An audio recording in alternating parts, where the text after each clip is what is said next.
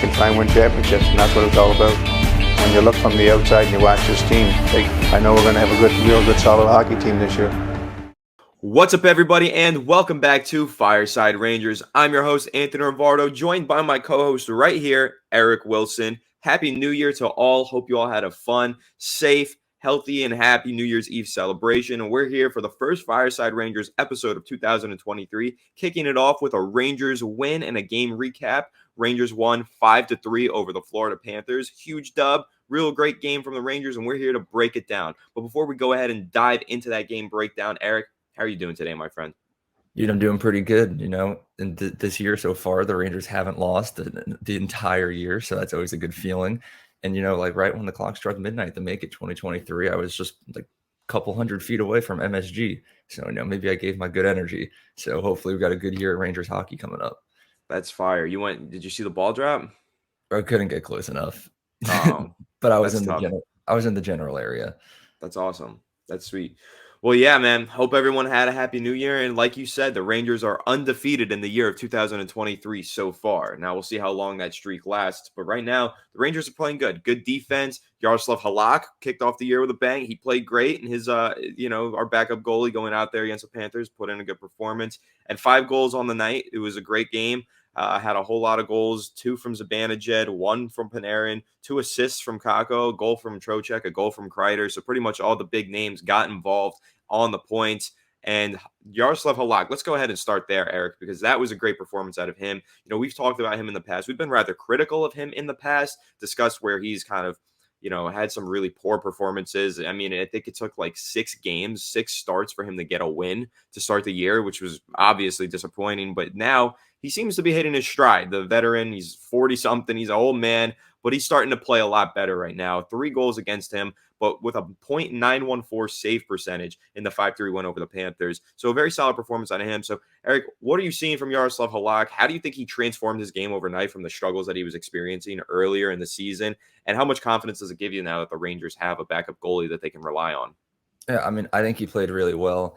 And, the Florida Panthers are a team who have a lot of offensive star power. So when you look at 3 goals against, it may seem like it wasn't that good numbers. But the main thing that really matters is the save percentage. So 914 is not bad at all. It's pretty solid for a backup, even just like a decent starter at that point. And it's good to see him still pick up a win, build his confidence, because you're right. He did start off the season pretty poorly. But, as like the months have gone by and we've gotten farther into the season, he's kind of started to prove that he can be a reliable backup goalie when needed to. And, one thing that Sam Rosen mentioned during the broadcast yesterday during the game is that like normally backup goalies will play every 3 to 4 games for their team, which is about like once a week. Going into last night's game, Halak hadn't played a single game in like 2.5 weeks. So, coming off a bench and like a little bit of a dry period where he hasn't gotten to play that much, and we've just been relying on Igor a lot, to see him come in and just pick up the solid win, it does build confidence, because as we know, as we approach the playoffs, we can't overplay Igor. We need him to be well rested and healthy come the playoffs, assuming we make it, which I hope we will. So, yeah, I think he played really well. He made a lot of great saves, a couple highlights right there. And, 3 goals, 1 or 2 of them weren't really his fault. One was a rebound on a power play. The other one, he was screened. You can't really blame him for those. So I think he played really solid all around. Yeah, 100%. And I think that Yaroslav Halak with a great performance. The defense played well enough, but the offense was what really stood out. Of course, we titled this Rangers offense propels them to the big win. And I think, Eric, we're talking about will the Rangers make the playoffs? It's going to be a tough one. I think right now they don't currently hold a playoff spot at the the Christmas break area. So it's going to be an uphill battle for the Rangers. But that Metro division is really, really tough. There's a lot of competition. But if the offense plays like this, they should be able to earn their way into the playoffs, is my opinion. Because 5 goals, and like I said, all the heavy hitters, they hit. Panarin with a goal, Trocheck with a goal, Kreider with a goal, Zibanejad with 2 goals. They all went out there and turned into really solid performances. So if the offense continues to play at this level, Eric, where do you see this team maxing out? Like, what is the ceiling for this team when the offense plays this way? I mean, I still think that the Rangers have the potential to win the entire division. I mean, I'm looking at the standings right now. After last night's win, it does put us in the first wild card spot. Nice. Pittsburgh is only 2 points behind us, so 1 win, and they have 2 games in hand. So, at that point, all they got to do is pick up a win and they just overtake us. But then you look at Washington, who's just right above the Rangers, who are in a divisional playoff spot, only 1 point ahead of us, and we have a game in hand there. And Carolina is currently leading the division at 56 points. We're at 46 points. So that's a 5-game difference right there. So if the Rangers keep winning and playing games like this, we can really go anywhere. And the Metro and the East as a whole is just the powerhouse of the NHL right there when you compare it to the Western Conference. So like a lot of things are going to change. Teams can go from first in the entire conference to out of a wild card spot in like a week. So it's going to be tough. Things are going to keep shifting back and forth throughout the rest of the season. But if we keep playing like this and keep picking up big wins where we're scoring a lot of goals, then I think we can make a very strong case for the Metropolitan champions. I think so too. I think that, as you just said, if they play at this level, they continue to play at this level, especially on the offensive side of the puck, they can really make some noise. When you have Panarin going for 1 goal and 1 assist, he's had so many multi-point games this season, Eric. I mean, the bread man is just on fire. This is burnt bread right now. He is so hot. But what are your thoughts on Panarin's performance? Of course, in Sunday night's game, but really throughout the season so far, because I just think he's been arguably the best player on the Rangers this season. Oh, yeah, definitely the best offensive player we have going for us so far. Like you said, a lot of multi-point games right there, which is what he likes to do. He hasn't been like the biggest goal scorer throughout his tenure with the Rangers, but he's always picking up assists and he's always scoring points. And, like being my favorite player, it was like a little hard for me to be critical against Panarin earlier in the season when he kept trying to make all these fancy plays, wasn't looking like his old self.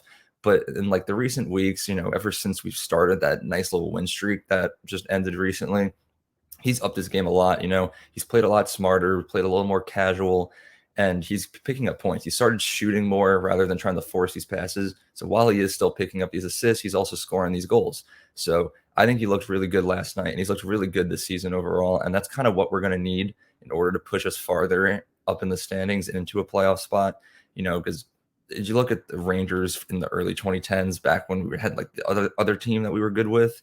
The one thing we were always lacking was like a number 1 superstar to just carry us to that next level. And we kind of have that in Panarin now. So as long as he's scoring and the rest of the team is just producing on just like a slightly above average number, I think we'll be okay. Yeah, and another name that I want to point out, who's another player who is producing and who I think this season has really elevated their game to new heights is Kaapo Kakko. 2 assists last night. I think he's been great all year, even in the early portion of the season where he wasn't putting up any points, but he was still making plays, creating chances, creating opportunities for others. And for one reason or another, they weren't being converted, whatever. Now they're starting to get converted. 2 assists last night, and he's been really, really good. He's had a lot of multi-point games so far this season. I am really impressed with Kaapo Kakko, one of the kids who's having a breakout this year. When we talked the other day about Alexis Lafreniere being a healthy scratch, seems like he's not having the breakout desired, but Kaapo Kakko certainly is. And I think that what he's done this season has been monumental to the successes that the Rangers have had so far. So, Eric, what are your thoughts on Kaapo Kakko and the kids really taking that step forward this year?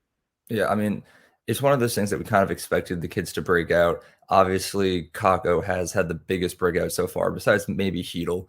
But I would say that Kakko looked the best out of any player on the team last night. He didn't score a goal, but he did put up 2 assists. But it's just the way that the assists came were just amazing. You look at Zibanejad's second goal, he was standing in the slot. Kakko was kind of like behind the net on the corner, and there were just 2 guys guarding Zibanejad. And the way Kaapo just moved and just like kind of baited the 2 players off as Zibanejad to cover him, and then he just stood there with patience, didn't overthink like a young kid would do. Kind of just looked like a good professional hockey player, dragged the defenders away, and then just passed it to Zibanejad, who one time for a goal. And that's a very smart hockey play that I wouldn't have expected from Kakko if this were to happen 2 seasons ago. But he's really just developing into that big power forward that we have right there, putting up assists. We know he has the ability to score goals. And I just think overall he was the best looking player last night. Yes, sir. I agree with you. I think Kaapo Kakko has just been excellent this year, and last night especially. Vincent Trocheck as well. 1 goal, 1 assist. Chris Kreider, 1 goal, 1 assist. Both of those guys with multi-points. And Mika Zibanejad, 2 goals. So you're seeing a lot of huge performances out of these guys. Again, these are your stars, and they're rising to the occasion. The Rangers need some wins here. They need to – it's crunch time, right? It's time to start putting up some points on the standings, and you're getting these big performances out of the big name players, Eric. So who out of those guys, Kreider, Trocheck, Zibanejad, who really stood out to you last night? I know Trocheck made a great defensive play down the stretch, which was monumental for the win. But those three players and the way that they've played this season, they've had their struggles, I think. They're the stars that the Rangers are supposed to be relying on, but more often than not, I think they're relying on the kids to really succeed, which is something that we saw in the postseason last year. Ultimately was arguably the downfall of the Rangers. But these big players finally starting to find their groove here, and they're starting to really put up the points and be the players that they're expected to be. But, who's standing out to you the most out of those big name players that's really saying, like, yes, that is the difference maker that we need? I mean, offensively, it's hard to not say Zibanejad, putting up 2 goals in a game. And that's kind of like what Zibanejad does around this part of the season, where even him and Kreider, just Kreider not as much besides last season, where they start off the season kind of slow. And then usually around like the halfway mark where we're at, a little past it, as we're approaching like the last 3 or 4 months of the season, they kind of just explode for like a bunch of goals. So like Zibanejad with 2 goals last night. We have probably like 35-ish games left in the season. I pretty much almost guarantee at this point, knock on wood, that Zibanejad is going to score at least like 20 goals during that time. He's going to explode with huge offense. He's going to keep scoring. And I think that this is really just the beginning of it, first game in the new year, new Zibanejad. But outside of just an offensive goal scoring standpoint, I got to say I'm really impressed with Trocheck. I know you mentioned that great defensive play, and it started with one of the Florida Panthers players taking it up on pretty much a breakaway. Trocheck flew back all the way down, knocked the puck away, picked up the puck, and then ran up and scored. So that's like the perfect thing that we need from these types of players, where you're going to come back, play defense, pretty much save a goal, and then come up and score. So it's like a dual player, defense and offense. I think that was the best play of the game, probably the best goal right there. And I got to say, I am very impressed with Trocheck, the way that he's settled in on this team and started putting up points. Because, again, we were also very critical of him at the beginning of the season. So there's pretty much the whole top 6 is impressing me right now. So I could keep ranting about that forever. Yeah, and I think what you said there with Trocheck, he is a player that we were kind of disappointed at the beginning of the season. It felt like he had moments where he would disappear. You wouldn't feel his presence on the ice. You would barely see him making plays. But lately, I think that's changed, and he's really been active on the ice, and he's been making a big impact. And probably something that has to do with that is the fact that they've moved him back into the top 6. He was in the top 6 to start the season. He wasn't playing well. They pushed him down into the bottom 6. Now he's on the second line again. He is the 2C. And I think that the Rangers lines did need the tweaking that they underwent for a few weeks there, a few weeks ago. But now that it's starting to reach crunch time and these players are actually in form and hitting their stride, having these lines kind of be reset to what they were supposed to be, with Trocheck as the 2C, Kreider playing back up on the first line with Zibanejad and Kakko. This makes more sense. This is how it was always supposed to look. And I think this is how it's going to look going forward. Maybe the Rangers really just needed to shake off some rust, and it took them a little longer than expected. But now that rust is off, they're rolling. They're playing some great hockey right now. And like you said, Trocheck with a phenomenal play last night. He's been really, really good. Yes, disappearing at the beginning part of the season, but he's really turned it on lately. So before we wrap this up, though, Eric, one last thing that I want to discuss is the special teams. 2 for 4 on the power play, 3 for 4 penalty kill. Really, really solid performance from the Rangers in that regard. What are your thoughts on that, and how important is being successful on the power play for the Rangers as they gear up for postseason? Oh, it's definitely the most important thing. Special teams are definitely going to make or break a team in the playoffs, especially when you consider the Rangers' 5v5 stats aren't the best. It's definitely one of those things that we're going to try to improve upon again at the trade deadline, like we did last season when we picked up Kopp and Vetrano. And I'm missing them right now. Like, I do miss those 2 players very, very much, because right when this season started, the 5v5 struggles just started to continue again. But we haven't looked too bad on it. Not as bad as last season. So power play, penalty kill, that's really what's going to, like I said, make or break a team. And again, we've been a little critical of the power play recently. Throughout the 7-game win streak, the power play looked really good. But then after that, we just weren't scoring goals at all in general. Like, we had 1 goal in 3 games or something like that, something that wasn't good.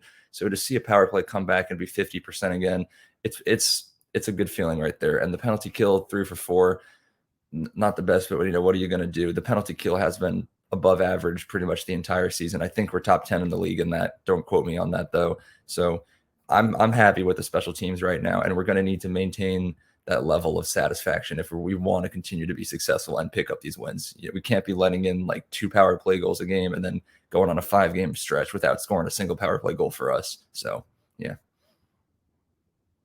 100%. Again, I agree with you. I think we're in agreement rather frequently, Eric. But I agree. The power play, the penalty kills, the special teams, they are really important. And when you look at the Rangers last season, I know Eastern Conference Finals, when we were in the postseason, when the Rangers struggled, oftentimes they struggled in special teams. And that was, again, one of those dominoes that fell towards the downfall of the Rangers. So seeing them improve on some of those things that were ultimately their crutch last year, that's really exciting, because when we look ahead to the postseason, we say, okay, the Rangers are going into postseason. What do they need to improve on from last year to find more success? Well, I think that they are improving on pretty much everything that they struggled with last year. And so there's definitely reason to be excited about this Rangers team. Feel like maybe it is a little bit different than last year's team and go into the postseason with some confidence. Now, of course, there's still a long way to go before the postseason gets here. But right now, Rangers are playing really good hockey. Playoffs are starting to become a conversation. And I think that the Rangers have to be at the forefront of that conversation based on the way that they're playing right now. So make sure to leave a like if you did enjoy this episode. Subscribe to the channel if you're new, and ring the bell so you don't miss an episode. Comment down below what your thoughts are on last night's game, what your thoughts are on the Rangers season thus far. We'll catch you on the next one. Have a good one. Happy New Year, and let's go Rangers. First one of the new year. And I'm actually wearing Rangers merch because I wear the Panthers hat. He shoots. He's